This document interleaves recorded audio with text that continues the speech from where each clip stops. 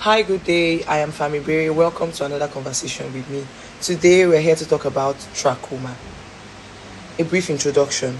Trachoma is an infectious eye disease caused by a bacteria. This bacteria is known as Chlamydia trachomatis. It affects the inner surface of the eyelid, causing an irritation, scarring, and eventually blindness.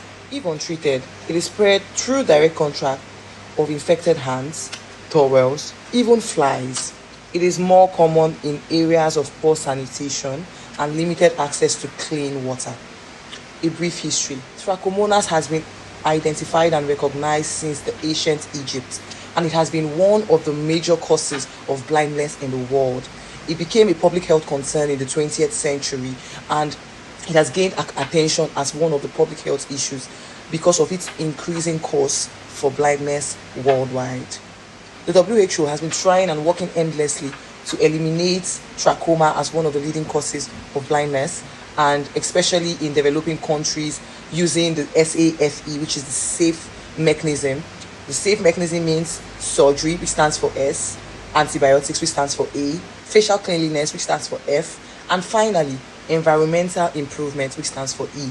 These are the things the WHO, which is the World Health Organization, has put in place to ensure that trachoma is eliminated from the society. Under signs and symptoms, we're exploring a wide range of signs and symptoms to the eye, which ranges from mild itching to irritation of the eyes and the eyelids, to eye discharge, watery or pus-like eye discharge, to light sensitivity, which is photophobia. We also explore blurred vision, eye redness, eye pain, scarring of the inner eyelid. These are the signs and symptoms that present for trachoma. Under diagnosis, we explore conjunctival swab sent for PCR to detect the presence of Chlamydia trachomatis in the swab.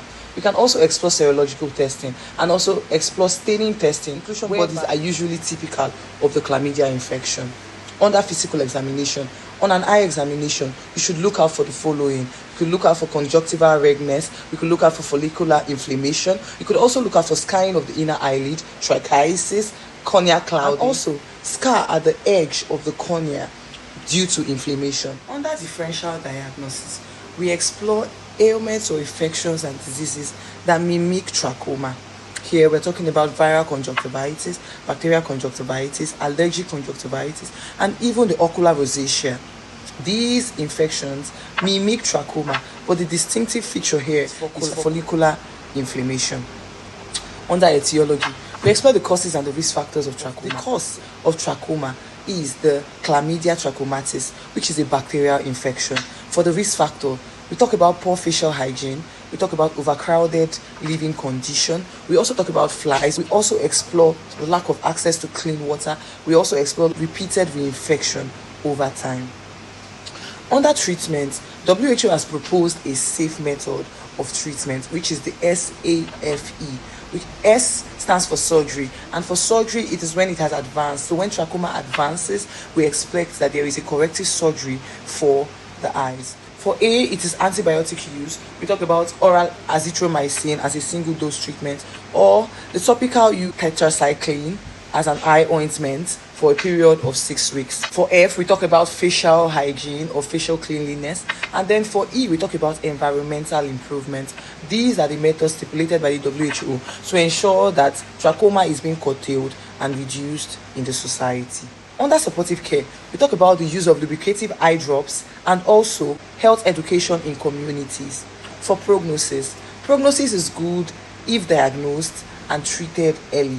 Prognosis is generally poor if left untreated.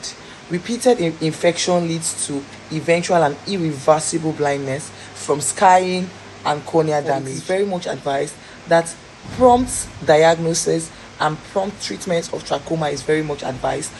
Avoiding reinfection and ensuring the safe practice stipulated by WHO is being adhered to ensure that trachoma is eradicated and reduced as a public health hazard or a public health risk in this part of the world. Thank you so much for listening. I remain Fami Berry. See you in the next video.